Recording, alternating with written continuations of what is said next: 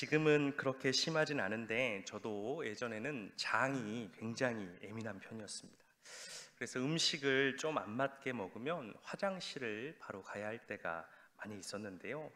특별히 지금도 제가 좀만 먹어도 바로 신호가 오는 음식이 있는데 그것이 바로 흰 우유입니다. 흰 우유. 흰 우유가 저랑 그렇게 안 맞더라고요. 제가 키가 이거밖에 안 된 이유가 여기에 있습니다. 여러분, 나중에 제가 궁금해서 이렇게 흰 우유를 먹으면 배가 아픈 이유를 한번 찾아봤는데, 우유 안에는 유당이라는 게 있는데 사람마다 이 유당을 분해하는 효소에 차이가 있다고 합니다. 그래서 이것을 잘 분해하는 사람은 우유를 먹어도 전혀 문제가 없고, 유당을 분해하는 효소가 적은 저와 같은 사람은 먹으면 배에서 바로 신호가 오는 것이죠. 그래서 여러분, 혹시 저에게 우유를 주실 때는 흰 우유 말고 바나나나 딸기 우유로 부탁드리겠습니다.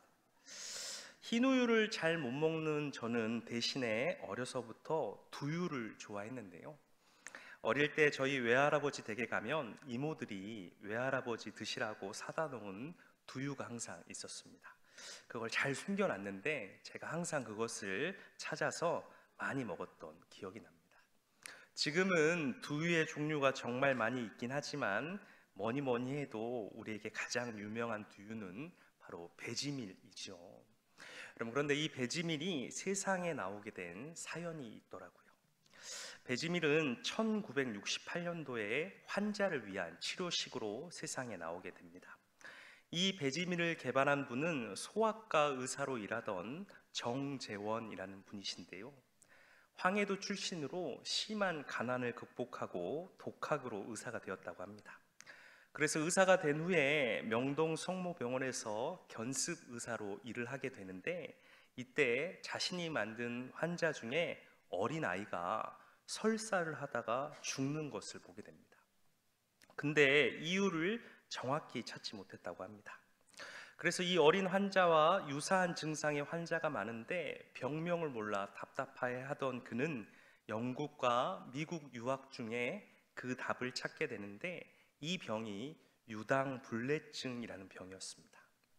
모유나 혹은 우유 속에 이 유당 성분을 소화하지 못하는 병인데, 어린아이가 엄마의 모유를 먹거나 혹은 우유를 먹는데 이 속에 유당을 소화하지 못하니까 계속해서 설사를 하게 되고, 그로 인해 잘 먹지 못하게 되고, 그러다가 결국 좋지 않은 결과를 맞이하게 되었던 것이죠.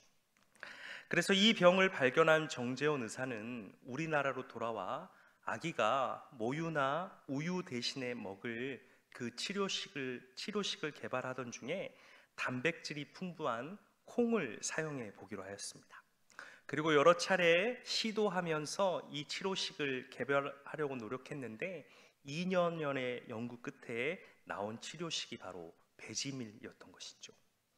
배지밀은 식물에서 뽑아낸 우유라는 뜻인데, 영어 단어 식물인 베지터블과 우유를 뜻하는 밀크를 합쳐 배지밀이라고 이름 짓게 되었다고 합니다.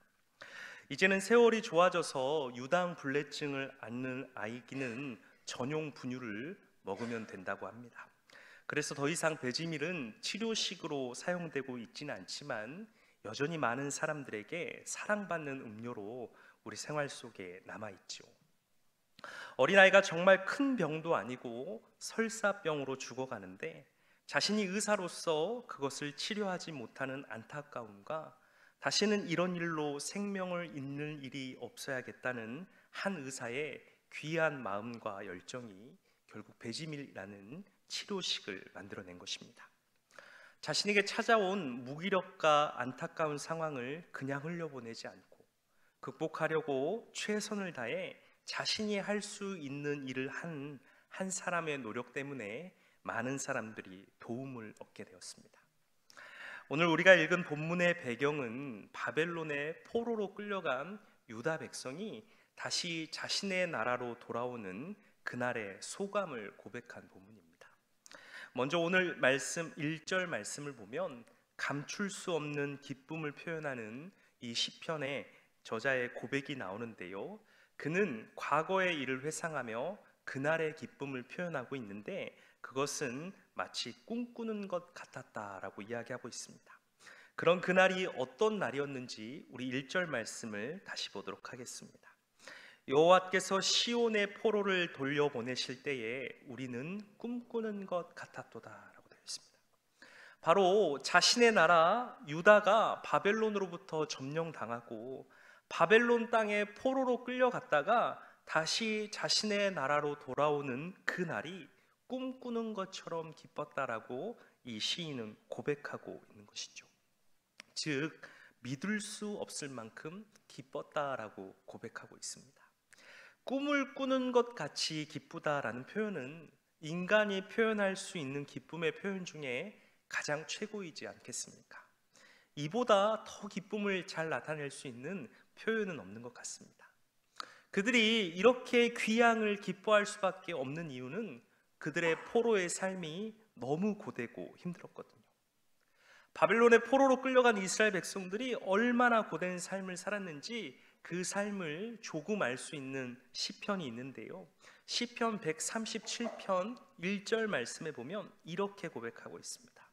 우리가 바벨론 여러 강변 거기에 앉아서 시온을 기억하며 울었도다 라고 되어 있습니다. 시인이 바벨론의 포로의 삶을 돌아보는데 그 삶이 너무 고통스럽고 아파서 눈물밖에 나지 않았다라는 것이죠. 전쟁에 져서 나라와 언어와 그리고 그들이 그토록 지키고자 했던 하나님의 성전을 잃어버렸는데 이젠 그 나라에서 떠나 자유를 잃고 전쟁의 포로로 온갖 고난을 받으며 살게 되는 것이죠. 그래서 할 수 있는 것이 강변에 앉아 떠나온 고향을 생각하며 우는 일밖에 없었다는 것입니다. 이들이 이렇게 울 수밖에 없었던 이유는 포로의 삶이 너무 힘들었다라고 제가 이야기했는데 그들의 원한이 얼마나 깊었는지 그 마음을 137편 8절 9절 말씀에 나타내고 있습니다. 8절 말씀을 보면 멸망할 딸 바벨론아 내가 우리에게 행한 대로 내게 갚는 자가 복이 있으리로다 라고 되어 있어요. 자신들이 당한 것이 얼마나 원통했으면 너희가 우리에게 행한 대로 그대로 받길 원한다라는 것입니다. 덜도 말고 더도 말고 우리가 당한 만큼만 당해봐. 그러면 우리가 얼마나 힘들었는지 알 거야 라는 그 마음이 담겨 있는 것이죠. 또 9절 말씀에 보면 내 어린 것들을 바위에 메어 치는 자는 복이 있으리로다 라고 이야기하고 있습니다. 다소 잔인한 바램을 말하고 있는데요, 바벨론의 어린 자녀들에게 끔찍한 일이 일어나길 바란다는 것입니다. 고대의 전쟁의 나쁜 관습 중에 하나가 바로 정복된 나라의 어린아이들을 죽이는 아주 가증한 관습이 있었다고 합니다. 실제로 이스라엘 백성도 바벨론으로부터 자신의 어린 자녀들이 살해되는 일을 당한 그런 끔찍한 일을 당했다고 이야기하는 학자들도 있습니다. 이러니 이들의 포로의 삶이 얼마나 힘들고 가진 원한이 컸겠습니까? 그런 그들이 이토록 힘들었던 포로의 삶을 마치고 그토록 그리웠던 고향으로 돌아왔으니까 여러분 얼마나 기뻤겠습니까? 10살 때 끌려간 아이가 80살이 되어 고향으로 돌아오는 그 시간이었습니다. 그러니 그 기쁨이 얼마나 좋았겠어요. 아무것도 할 수 없고 억압되고 아프고 고통스러운 이 포로의 삶이 끝나고 그토록 원하던 자유를 얻어 나의 진정한 신분을 회복하는 그 일은 무엇과도 바꿀 수 없는 기쁨이었을 것입니다. 그런데 여러분, 문제는 이 기쁨을 바벨론으로 끌려간 모든 유다 백성이 누리는 것은 아니었다라는 것입니다. 바벨론으로 끌려간 이스라엘 백성들이 전쟁의 포로에서 한 번에 돌아오지 못하고 여러분 총 3번에 걸쳐 귀환하게 되는데요, 1차 포로 귀환은 BC 537년에, 2차 포로 귀환은 BC 458년에, 3차 포로 귀환은 BC 444년에 귀환합니다. 이렇게 들으니까 잘 모르시겠지요. 그럼 1차 포로 귀환이 되고 2차 포로 귀환까지 무려 79년이 걸립니다. 또 2차에서 3차 포로 귀환까지는 14년이 걸립니다. 그러니까 1차로 포로 귀환한 자들이 와서 포로의 생활을 돌아보니 그 악몽 같은 포로 생활에서 다시 자신의 고향 땅으로 돌아온 것은 꿈꾸는 것처럼 기쁜 일이지만 아직도 그 고난 가운데 지내고 있을 자신의 형제와 후손들을 생각하니까 너무 마음이 아픈 것이죠. 그래서 그들이 하나님께 간구하는 것입니다. 오늘 말씀 4절을 보면 여호와여 우리의 포로를 남방 시내들 같이 돌려보내소서라고 되어 있습니다. 하나님, 1차로 귀환한 우리를 그곳에서 구원해 주었듯이 아직 돌아오지 못한 하나님의 백성이 강바닥에 물길 돌아오듯이 다시 데려와 주옵소서라고 이들이 간절히 기도하는 것입니다. 먼저 구원을 얻은 백성이 아직 벗어나지 못하고 아픔 가운데 고난 가운데 있는 자신의 형제들을 위해 애타는 마음으로 간구하는 것이죠. 먼저 포로에서 귀환한 이스라엘 백성들은 단순히 아직 남아있는 포로들을 위해 기도만 하지 않습니다. 그들은 자신들이 할 수 있는 최선의 행동을 하며 앞으로 포로에서 돌아올 자들을 위해 자신들이 할 수 있는 일들을, 해야 하는 일들을 찾아서 행하였는데요. 그 말씀이 5절, 6절 말씀에 나와 있습니다. 우리 함께 읽도록 하겠습니다. 눈물을 흘리며 씨를 뿌리는 자는 기쁨으로 거두리로다. 울며 씨를 뿌리러 나가는 자는 반드시 기쁨으로 그 곡식단을 가지고 돌아오리로다. 아멘. 여러분, 포로에서 돌아온 이스라엘 백성들이 자신들의 고향 땅에 돌아왔을 때 그 땅의 상황이 어땠을까요? 포로의 삶이 끝났으니까 마냥 꽃길이 기다리고 있었을까요? 여러분, 포로에서 돌아왔지만 70년 만에 귀환이었고 이미 땅은 황폐할 대로 황폐해지고 폐허가 되어 있는 상황이었습니다. 그리고 돌아와 보니 땅의 주인도 자신들이 아니었습니다. 여전히 식민지의 삶이었고 힘든 노역이 시작되었고요. 농사를 좀 지어 놓으면 세금으로, 주변 민족들의 약탈로, 자연재해 등으로 다 사라지고 말았습니다. 또 거기다가 무너진 성전도 재건해야 하는 큰 사명도 있었죠. 여러분, 그러니 이들의 삶이 얼마나 힘들고 빡빡했겠습니까? 여러분, 보통 농부가 씨를 뿌릴 때는 추수할 때를 생각하고 기대하면서 기쁨으로 웃음으로 일하지 않겠습니까? 여러분, 그렇잖아요.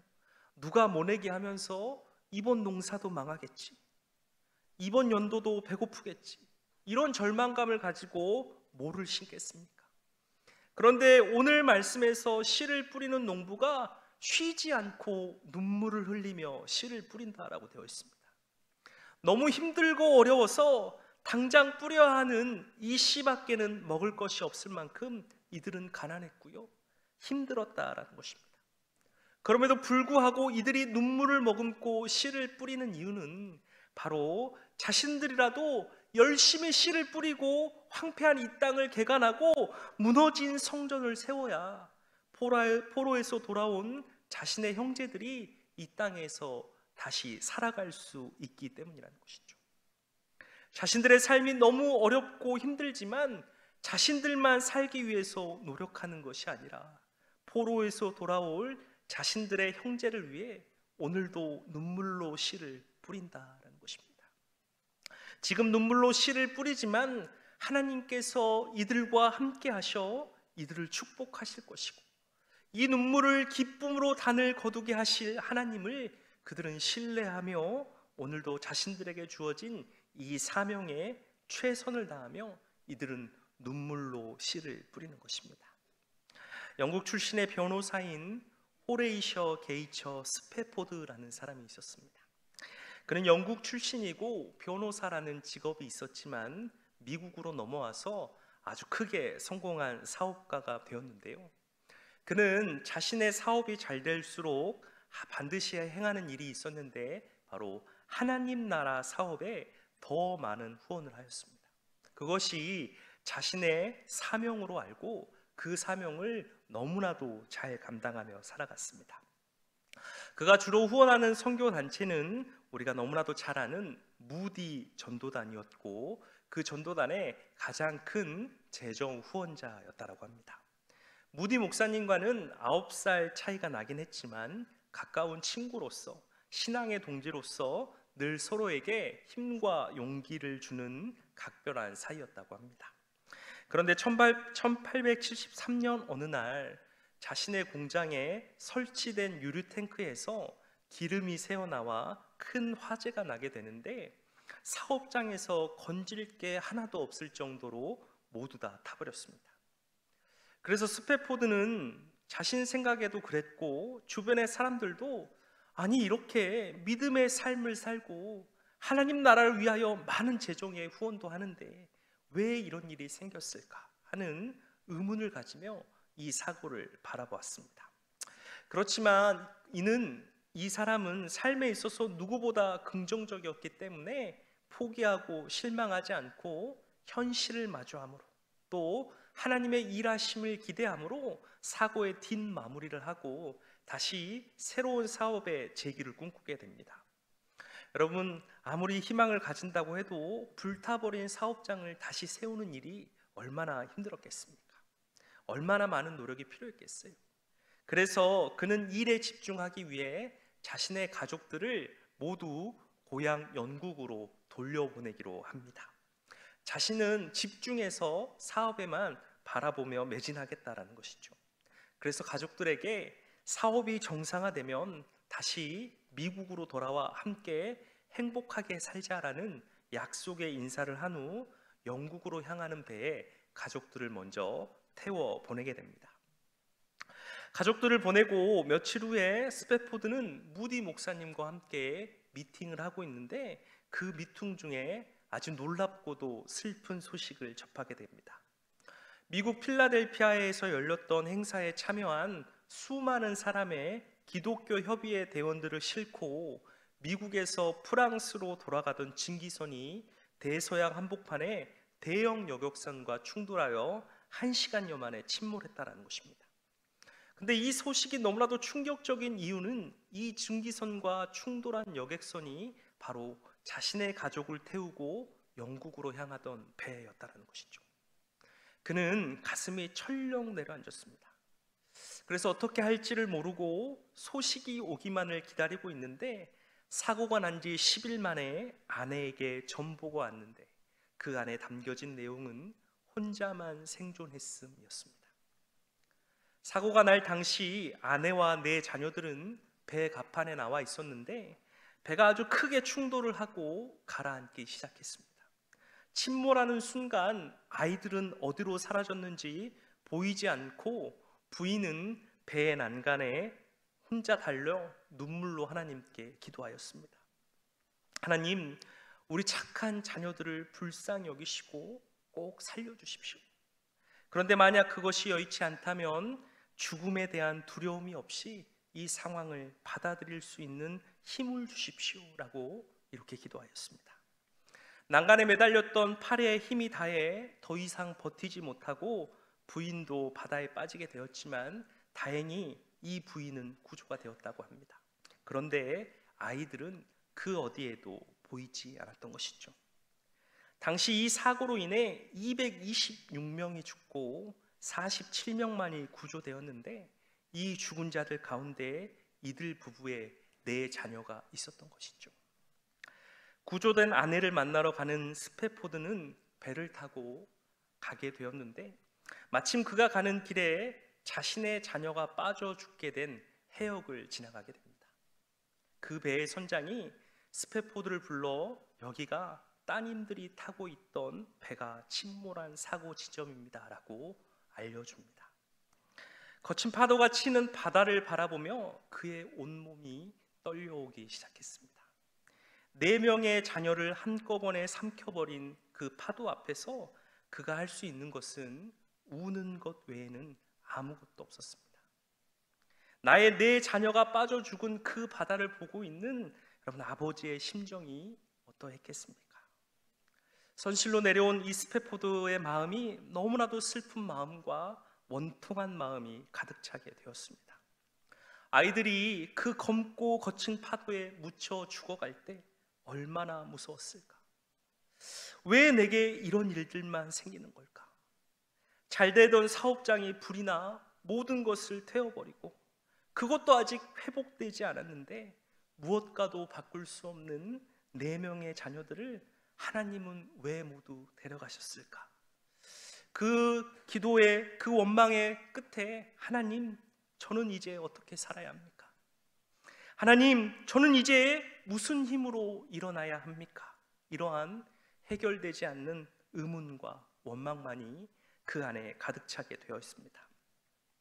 감당할 수 없는 슬픔에 그는 너무나도 지쳐갔지만 그럼에도 불구하고 하나님을 찾을 수밖에 없었습니다. 주님, 이제 제가 기댈 수 있는 곳은 주님밖에 없습니다. 주님, 제가 연단되어야 할 일이라면 저에게 찾아오셔서 평안을 주시옵소서라고 기도를 드리게 되었습니다. 그렇게 밤새 하나님을 붙잡고 씨름하고 밖으로 나왔더니 날이 새고 어느덧 해가 떠오르고 있었습니다. 그 햇살 가운데 스페포드는 자신을 만지시는 주님의 손길을 느꼈다고 합니다. 내가 사망의 음침한 골짜기로 다닐지라도 해를 두려워하지 않을 것은 주께서 나와 함께 하심이라. 내 평생의 선하심과 인자하심이 반드시 나를 따르리니 내가 여호와의 집에 영원히 거하리로다. 이 시편 23편의 구절이 너무나도 그의 마음에 선명하게 새겨지게 시작했고, 이제 그의 마음에는 폭풍 같은 슬픔이 지나고 서서히 뜨거운 평강이 차오르고 있었습니다. 감당할 수 없는 슬픔 가운데서도 하나님을 의지하는 영혼에게 부어주시는 깊은 주님의 평안을 그가 느꼈던 것이죠. 그는 주님이 주시는 이 평안함을 표현하고 싶어서 들어와 바로 시를 쓰기 시작했는데, 그 시의 제목이 내 영혼 평안해. 우리가 잘 아는 찬송가 413장 내 평생에 가는 길이라는 찬송가였습니다. 그는 이 시 가운데 사랑하는 아이들을 집어삼킨 파도를 이렇게 표현했는데요, 2절 가사에 저 마귀는 우리를 삼키려고 입 벌리고 달려와도 주 예수는 우리의 대장되니 끝내 싸워서 이기리라. 그가 이러한 어려움 가운데서도 새 힘을 얻을 수 있었던 이유는 너무나도 힘들고 어려운 자신의 인생에 여러 가지의 고난이 공격해 오지만 그것을 앞장서서 싸우고 계시는 주님이 있다라는 것입니다. 그리고 자신의 4명의 자녀가 생명을 잃게 되었지만 그들이 죽기 전에 예수님을 영접하였다는 그 사실이 그에게는 이 모든 아픔을 극복할 수 있는 위로와 소망이 되었습니다. 그는 다시 자신의 삶의 자리에 돌아와서 최선을 다하여 주님이 맡겨주신 사명을 감당하였습니다. 특별히 그는 가난한 사람들을 돕는 일에 자신의 소유를 아낌없이 쏟아부었는데요, 1871년에 시카고에 대형 화재가 일어났습니다. 무려 이틀 동안이나 화재가 발생하였고, 이때 17,000여 개가 넘는 건물을 포함하여 무려 반경 8.5km가 되는 곳이 모두 불타버렸습니다. 300명이 넘는 사망자를 발생하게 한 아주 큰 대형 화재였는데요, 이 두 부부는 그곳에 살아남은 생존자들을 위해서 모든 시간과 정성을 쏟았다고 합니다. 그들이 자신의 삶의 터전이 모두 불타버린 상황에서 희망을 가질 수 있도록, 다시 새 삶을 살 수 있도록 자신들의 소유로 큰 헌신을 하였다고 합니다. 여기서 멈추지 않고 이들은 예루살렘의 구제 구호 단체인 아메리칸 콜로니라는 단체를 설립하게 되었는데, 후에 이 단체가 선한 활동을 아주 열심히 하여 노벨상까지 수상하는 단체가 되었다고 합니다. 지금도 이스라엘에 가게 되면 스페포드 호텔이라는 곳이 있는데, 이 호텔이 스페포드 부부가 구호단체 설립할 때 함께 만든 호텔이라고 합니다. 자신의 삶에 감당할 수 없는 고난이 찾아왔고 인간의 힘으로는 극복할 수 없는 어려움이 있었지만, 그는 그러한 상황 속에서도 하나님을 바라보고 하나님이 주시는 평안을 의지하며 맡겨주신 사명을 끝까지 감당하였습니다. 힘들고 어렵지만 주님의 명령에 따라 눈물로 씨를 뿌린 스페포드 부부는 이렇게 후대에 많은 선한 영향력과 본이 되고 위로가 되는 기쁨의 단을 거두게 된 것이죠. 사랑하는 성도 여러분, 우리의 삶에도 때론 원치 않는 여러 가지의 어려움들이 찾아올 것입니다. 그 어려움은 내가 신앙생활을 잘해도 찾아올 것이고, 신앙생활을 잘 못하여도 찾아올 것입니다. 중요한 것은 우리에게 그 문제가 찾아올 때 우리가 누구의 손을 붙잡고 있느냐는 것이겠지요. 주님의 손을 붙잡고 있는 자들은 찾아온 고난 가운데 무너지고 주님을 원망하고 불신하며 떠나는 것이 아니라 결국 주님이 주시는 위로와 세임을 가지고 결국 나의 삶을 가장 좋은 길로 인도하시는 그 하나님을 신뢰함으로 일어서서 또 앞으로 걸어 나갈 것입니다. 우리 주님이 그렇게 우리의 손을 잡고 예비하신 은혜로 인도하실 것이기 때문입니다.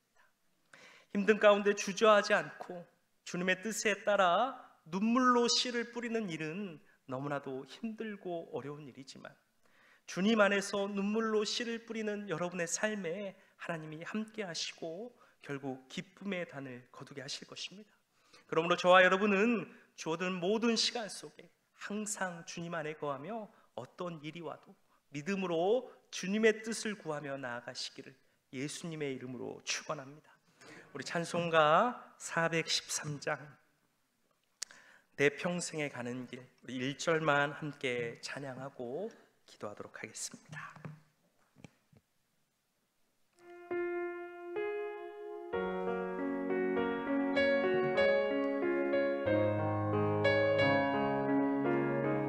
내 평생에 가는 길 순탄하여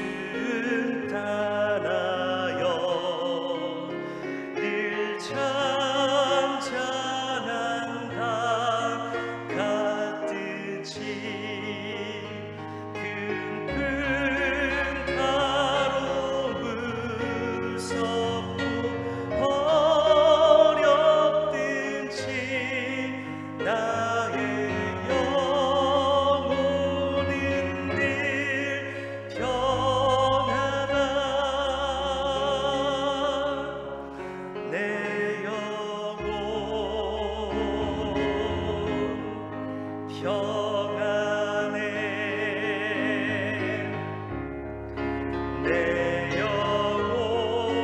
내 영혼 평 다시 한번 찬양합시다. 내 평생에 가는 길, 내 평생에 가는 길 순탄하여 늘 잔잔한 강 같든지 큰 가로 무섭고 어렵든지 나의 영혼은 늘 평안하다. 내 영혼 평안해. 내 영혼 평안해. 하나님, 오늘 우리가 주신 말씀 붙잡고 이 말씀 가운데 소망과 용기를 얻기를 소망합니다. 하나님, 이 세상을 살아가는 우리의 삶의 시간 속에 때론 감당할 수 없는 너무나도 많은 어려움과 고통의 시간이 많이 있습니다. 하나님, 그럴 때마다 우리가 어떻게 해야 할지 눈물 짓고 또 주저앉고 무너질 때가 너무 많이 있습니다. 주님, 그때마다 우리의 손을 붙잡고 계신 주님 바라보게 하여 주시옵시고 우리에게 항상 좋은 길로 인도하실 그 주님을 신뢰하며 다시 주님 손잡고 일어나 눈물로 씨를 뿌리며 기쁨의 단을 거두는 우리 모든 심령들 되게 하여 주시옵소서. 하나님, 그럴 수 있는 용기와 믿음을 허락하여 주시옵시고 주님, 늘 우리의 삶 가운데 함께 한다는 것을 고백하는 믿음 가운데 서서 달려가는 우리 모든 수원교회 성도들 되게 하여 주시옵소서. 하나님, 혹시 지금도 그러한 눈물 가운데 아픔 가운데 있는 영혼들이 있다면 하나님 오늘도 찾아가 위로하여 주시옵시고, 세상에 줄 수 없는 힘과 위로로 그들과 함께 하셔서 다시 그들을 일으켜 하나님의 놀라운 역사 가운데 나오게 하여 주시옵소서. 이제는 우리 주 예수 그리스도의 은혜와 하나님의 크신 사랑